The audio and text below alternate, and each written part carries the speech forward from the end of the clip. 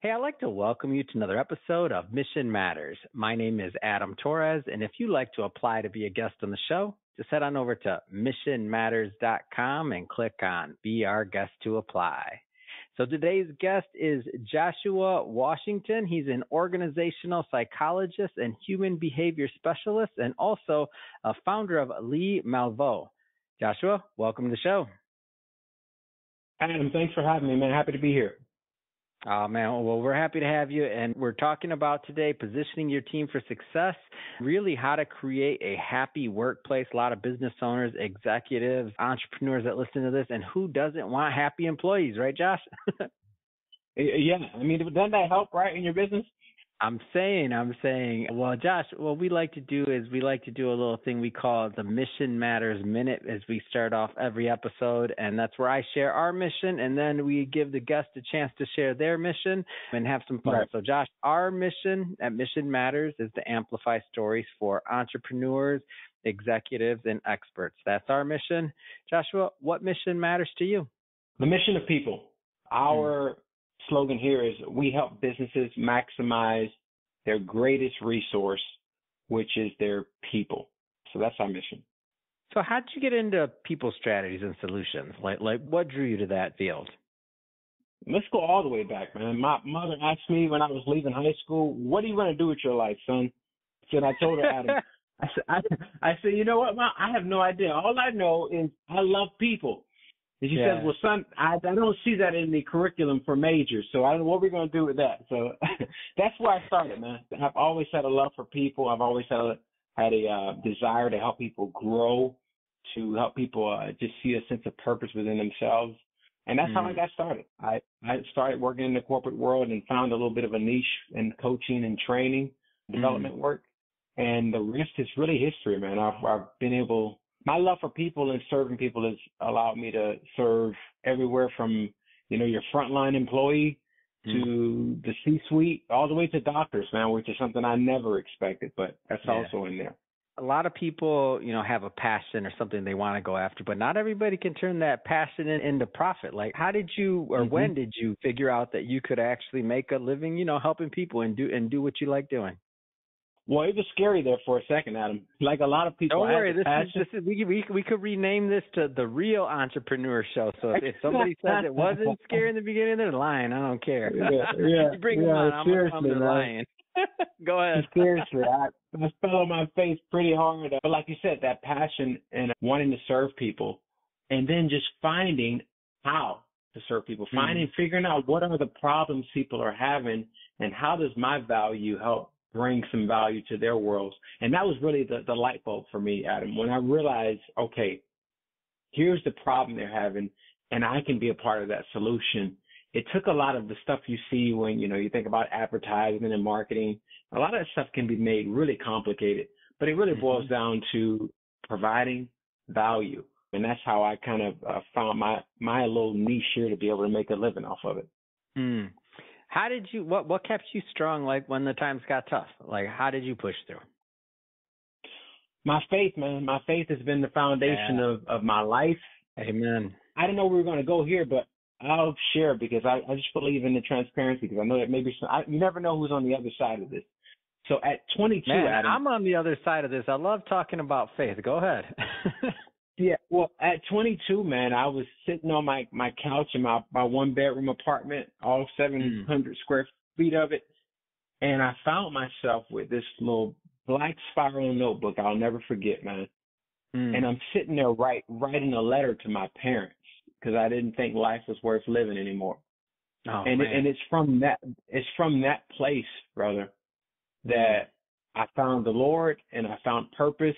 And since that moment, I've never looked back. My goal in life has been to help people see their purpose so that no one else ever gets to that point, man, because that's a dark place to be. But that's where my faith kind of has grown from, and that's how I make those times.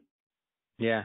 Do you feel like having, and obviously I'm glad you're with us and you're going to help a lot of people by sharing that story. So I appreciate that vulnerability. And do you feel that maybe even hitting some of those low points helped you be able to do what you do today and help you to be able to help people? Absolutely, man. Listen, I come from probably what's been recorded as the second poorest place in Florida.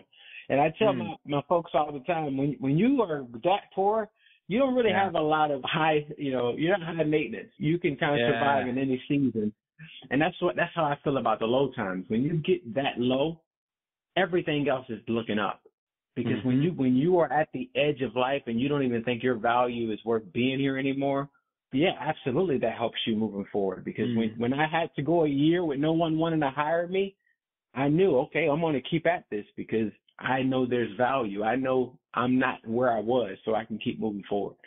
That's amazing. And I think it's an interesting point that you make about like when you come from a certain place, like just your concept of what's possible and what you need, what you don't need. I mean, I grew up in Detroit in the 80s. So for anybody listening that knows what that means, then you know what that means. If you don't know, it's okay. You should never know. It's okay. But I look at some of those points and I'm not going to say whether, it's beyond my scope. I'm not, it's all in God's plan. So it's beyond my scope of what should be or shouldn't be. I'm not in that business. But that being said, I can, look back and find traces of what allows me now to have conversations with. So I understand when you say you never would have thought that you were helping, doctors or consulting like certain levels of entrepreneurs or other things. I mean, you work with, hundreds of businesses at this point, from startups to multi-million-dollar enterprises. So I understand, like, that's a privilege, and I feel like we value that, right? Oh, absolutely, man. Because you see, I think that's the word that keeps coming up. You see the value in it, and that is what really is. It comes deeper than just a paycheck. It becomes deeper than just a status or being able to reach some sort of title. It represents a part of who you are, man, and what you believe, and that's why it matters to me. Talk to me about human behavior. To jump around a little bit here, talk to me a little bit about human behavior principles and really that concept of understanding yourself and others, and how this works into the workplace. Well, after working with so many businesses, I begin to grow a little fond, and I probably should back up here. So my bachelor's degree was in interpersonal and organizational communication. So I really grew up just loving talking to people, listening to people. But as I began to work more and more with businesses, I began to see a little bit of some patterns, and I wanted to know more about those patterns. And then I discovered organizational psychology, which really began to help me see how we can break down performance in the workplace into a science, because the patterns that people display can always give you kind of a map towards what performance may look like for your organization. So putting those two things together, man, I love seeing the human behavioral side of what makes a good team, because it's always a lot of the same things. And then seeing teams go from kind of that underperforming realm to really thriving with just a few short changes. Adam, we're not talking about, when you hear science, you may think it's like some real in-depth changes, but a lot of them are really simple things that we just tend to overlook. Can you give an example? I mean, obviously, there's not a one-size-fits-all for any type of change in any organization, understanding that. But you got me curious. You're like, what? I can make small changes and make a difference? Give me an example. Come on, man. Absolutely. I'll give you a few. So one thing I'm really big on is building the work around your people, not building your people around the work. And this is one big mistake I see mostly with a lot of these small companies, small to mid-size, I'd say. Think of like you're a 100-employee company where people are just trying to get the work done. It's big now. We're just trying to make sure we deliver on our service or product. And often what happens is businesses get into that hot body syndrome where they're just looking for a warm body that'll fill a spot and be productive enough to keep things going. But it actually hurts you from the scientific perspective and performance aspect, because we work at our best when we are operating within our strengths and the areas that we innately kind of are strong at. And then the organization can take that and cultivate it. So that's really what I mean when I say some of those small changes. So something as simple as making sure you invest into your people to see what are their strengths, what are they really good at, and then simply putting them in position to do that. Your organization will thrive much more when you structure it that way. And so just to kind of a little bit more meat on that bone. So if somebody has a preference on a particular project, maybe that you're working on or otherwise, and when you're thinking like, oh, this is the right person for it, if you have, then that's the route you want to go. Am I understanding that right? I just want to make sure I'm clear here. Well, it's deeper than having a liking for something, right? Because we're talking science here. Okay, so think about it this way. Maybe I can break it down this way and it'll make more sense. We all kind of operate within three overarching buckets in business. There are the people who are really good at the ideating piece. There are people that are really good at the, getting the thing started, the activation piece, and then people who are really good at the implementation piece. Now, all across your teams, you're going to have people that their best work takes place in one of those three buckets. And so what you want to do is figure out who plays best where, and then map their strengths to the work that best fits what they do or how they innately are created. Oh, it sounds a lot. It sounds a lot harder than it actually is, but it's actually really fun. I don't know and easy that it process. does though. Yeah, no, if you're aware of the process in the first place, I feel like just being aware of that, like that's not necessarily intuitive, what you just said. After you hear it, after you're, maybe you've been through a methodology, or obviously after a company's worked with you and your team, but like at first glance, it's like, oh, that makes sense. But like, how do you do it? I guess that's where I'm getting at is like the how. How do you do it? And I know there's only so much we could do in a 20, 25 minute, whatever podcast. But I got to get the most out of you as possible, Joshua, for my listeners. You know how it is. Well, I love that. I'll take you. Everybody that's listening, go ahead. No worries. No, I love that. Let's do that. So I'll take you through kind of our process. We always start with data because we're talking science, right? So there's two kind of assessments that I would take your team through, Adam, if we're talking like, let's say you're the example For here. Sure. I take your people through two assessments to really figure out, we call it executive profile when I'm working with executive leaders, but basically your employee profile. And we want to know, with all the data and technology out there, we really want to know as much as we can about your employees. And then we want to switch over and look at the work. Okay, let's do the same thing. Let's look at the data of the work. What's the highest impact work? What's the work that has the lowest impact? What's the work that's kind of there in the middle? Who's doing what work? And how often, are we measuring? And so we're looking at your entire performance system, but we're looking at it from a scientific approach because we are assessing, right? We're testing people to see where they're at based on their answers to certain assessments. We're looking at your work and we're mapping it all out based on the framework of those assessments. And then from there is how we can begin to plug and play. Because what we will find out, Adam, is, okay, where are we strong? Where do we have the right personnel for that high impact work? And then where are we deficient? Like, where have we been suffering as an organization in our performance because we don't have the right prototype of person in that position? And that's where your talent acquisition changes, because now you begin to hire differently because you know exactly what you need to succeed.